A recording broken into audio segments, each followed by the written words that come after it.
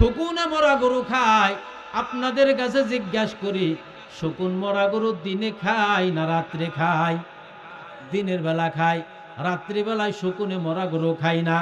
শকুনে রাত্রিবেলায় তাল গাছের মাথায় বৈশা বৈশা আল্লাহ আল্লাহ আল্লাহ আল্লাহ আল্লাহ নামের জিকির করে।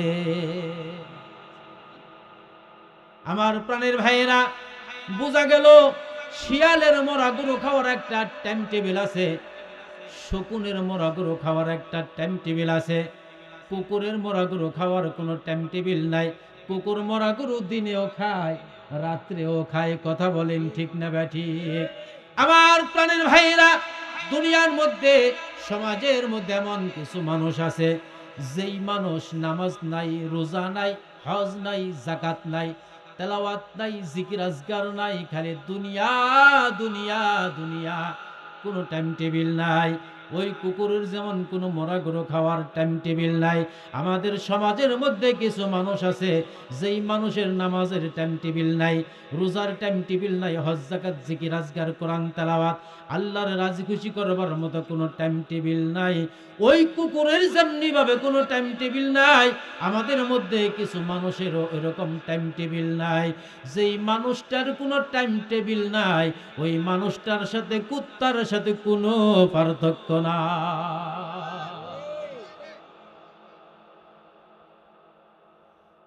আমার প্রাণের ভাইয়েরা, কুকুর যখন মরা গরু খায়, মরা গরু যখন খায়, কুকুর মরা গরু খাইলে হাড্ডিও খায়, গোশতও খায়। কথা বলেন ঠিক না ঠিক?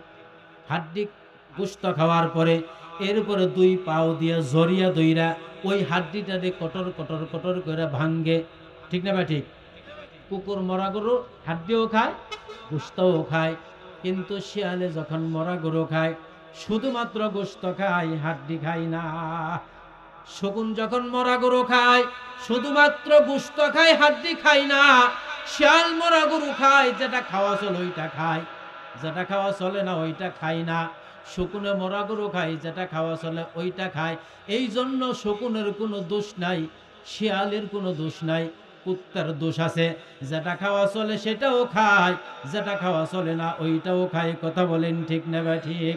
আমার প্রাণীর ভাইরা, আমাদের সমাজের ভিতরে এমন কিছু মানুষ আছে গো বাজার, আমাদের সম্পদের ভিতরে দুই ধরনের সম্পদ আছে। কিছু সম্পদ হলো হালাল, কিছু সম্পদ হারাম। অনেকেই হালালও খায়, হারামও খায়। যেটা খাওয়া চলে সেটাও খায়, যেটা খাওয়া চলে না সেটাও খায়। ওই ব্যক্তির সাথে কুত্তার সাথে কোনো পার্থক্য নাই।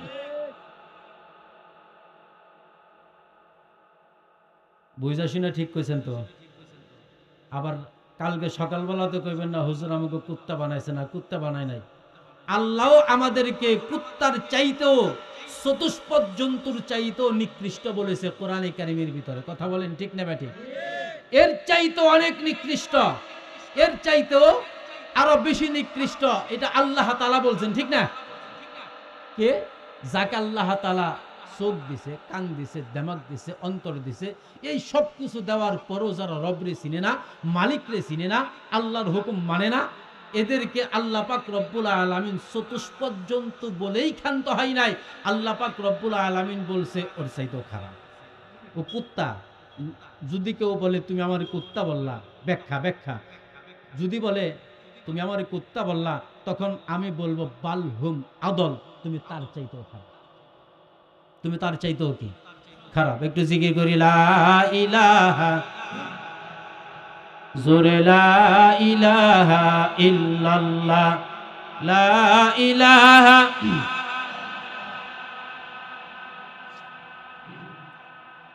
লা ইলাহা ইল্লাল্লাহ, লা ইলাহা লা ইলাহা। মৌত কালে বুঝতে পারবা, মন কবরে গেলে বুঝতে পারবা, এই কালে মার কত গুণ। আল্লাহ আল্লাহ বলর মুমিন গণ, লা ইলাহা লা ইলাহা ইল্লাল্লাহ, লা ইলাহা লা ইলাহা ইল্লাল্লাহ মুহাম্মাদুর রাসূলুল্লাহ সাল্লাল্লাহু আলাইহি ওয়াসাল্লাম। আমার প্রাণের ভাইরা, আজকের মাহফিল, আজকের এই ওয়াজ মাহফিল, তাফসীরুল কোরআন মাহফিল মসজিদের উদ্যোগে। কথা বলেন ঠিক না ঠিক? কিসের উদ্যোগে? মসজিদের উদ্যোগে। এই মসজিদের উদ্যোগে, ভাড়ারিয়া উত্তরপাড়া জামে মসজিদের উদ্যোগে আজকের এই মাহফিল। আমার প্রাণের ভাইয়েরা, বাদশাহ হারুনুর রশিদ বহুত বড় একজন বাদশাহ, আল্লাহওয়ালা। ওই যুগের বাদশাহরাও আল্লাহওয়ালা ছিল।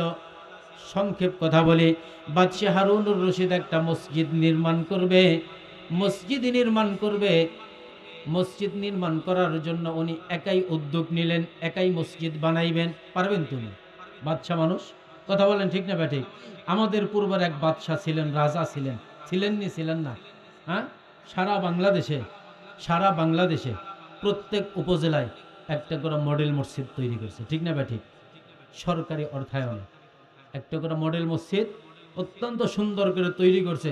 ধন্যবাদ দেওয়া যায়। ঠিক না ঠিক? ধন্যবাদ। আমার প্রাণীর ভাইয়েরা, বাদশাহ হারুনুর রশিদ মসজিদ নির্মাণ করবে নিজের অর্থায়নে। এলাকায় ঘোষণা করে দিলেন, এলান করে দিলেন, আমার এই মসজিদের ভিতরে কেউ টাকা দিতে পারবে না, কেউ দান খয়রাত করতে পারবে না, কেউ তোমরা দিবে না। কিন্তু আমার প্রাণের ভাইয়েরা, এই মসজিদের ভিতরে কাজকর্ম করে রাজমিস্ত্রিরা। এই রাজমিস্ত্রিদের ভিতরে একজন যুগালি ছিল। ওই যুগালি মসজিদের কাজকর্ম করে।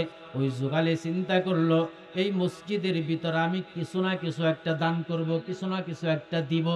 এই চিন্তা ভাবনা করিয়া এই লোকটা তার বাড়িতে একটা কুয়া খনন করেছিল, কুয়া খুঁজছিল। বহু নিচে যায় পাথর পাইছে, এমন সুন্দর পাথর, যেই পাথরটা বাদশাহ হারুনুর রশিদ মসজিদ নির্মাণ করার জন্য পাথর ক্রয় করে এনেছে। যেই পাথরগুলো ওই পাথরের সাথে হুবহু মিলে যায়। যুগালি চিন্তা করে, আমার এই পাথরটা যদি বাদশাহ হারুনুর রশিদের পাথরের স্তূপের সাথে একটু 2-4টা রাইখা আসি, আমার পাথরগুলো মসজিদের কাজে লাগবে। সুবহানাল্লাহ বলবেন না? আমার প্রাণের ভাইরা, দেখেন, মসজিদ আল্লাহ পাকের ঘর। কার ঘর? আল্লাহর ঘর। আল্লাহ কোরআনেও বলছে, নবীও বলছে, আল মসজিদু বাইতুল্লাহ। মসজিদ কার ঘর? আল্লাহর ঘর। আল্লাহ পাক রব্বুল আলামিন ফরমান,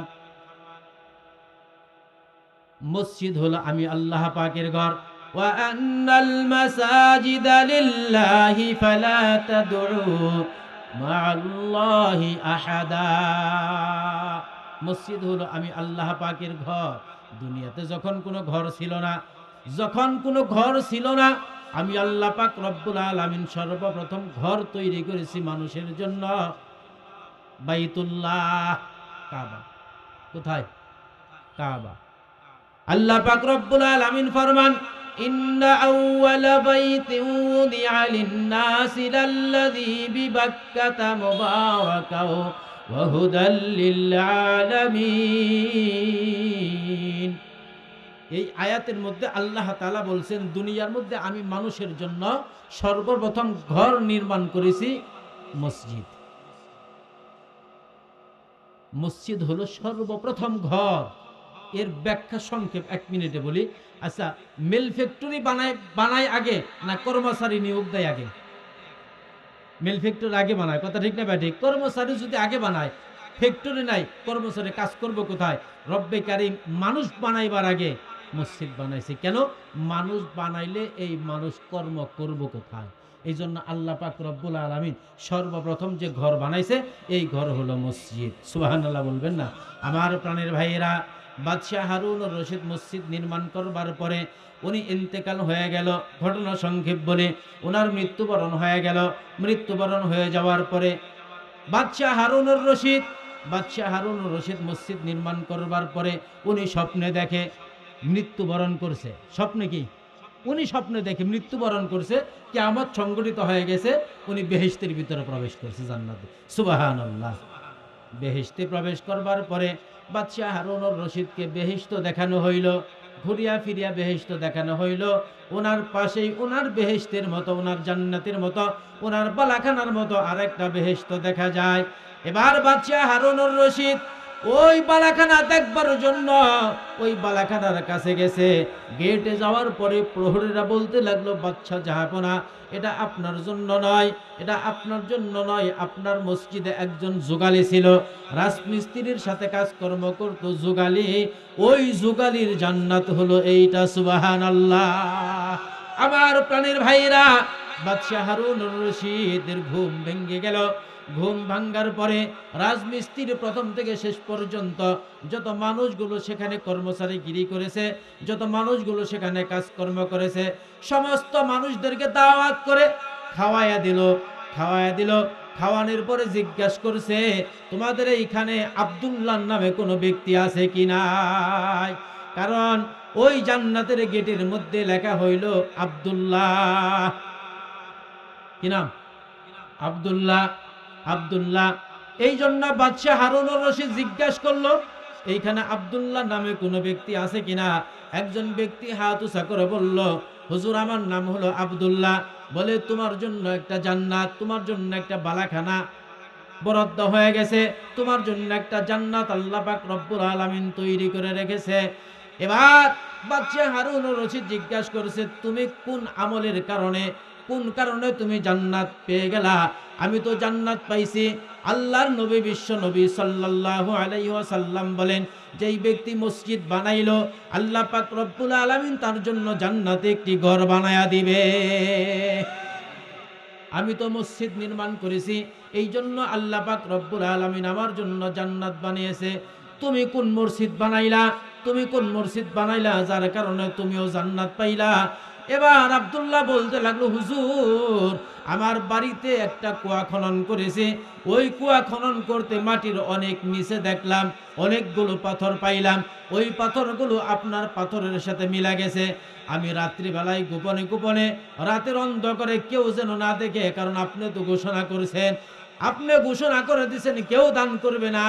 আমি দান করলে, কিছু দিলে যদি কেউ দেখে আর আপনার দরবারে যদি পৌঁছিয়ে দেয়, আপনি আমার নামে বিচার করবেন, আপনি আমাকে শাস্তি দিবেন। শাস্তির ভয়ে রাতের অন্ধকারে গোপনে রজনীতে অন্ধকারে আমি আমার এই পাথরগুলো আপনার পাথরের স্তূপের মধ্যে রেখে দিয়েছিলাম। 3টা পাথর আপনার পাথরের স্তূপের মধ্যে রেখে দিয়েছিলাম। আল্লাহ পাক রব্বুল আলামিন ওই 3টা পাথরের বদৌলতে আল্লাহ তাআলা আমার জন্য জান্নাতে ঘর বানিয়ে দিয়েছে। আমার প্রাণের ভাইরা, মসজিদ বানিয়ে দিলে আল্লাহর হাবিব বলেছেন, আল্লাহর নবী জীবনে কোনোদিন মিথ্যা কথা বলে না, মিথ্যার কাছেও নাই। আল্লাহর নবী যা বলেছে তা সব সত্য কথা। আল্লাহর নবী বলেছেন, যে ব্যক্তি মসজিদ বানিয়ে দিবে, আল্লাহ পাক রব্বুল আলামিন জান্নাতে তার জন্য বালাখানা বানায়া দিবে।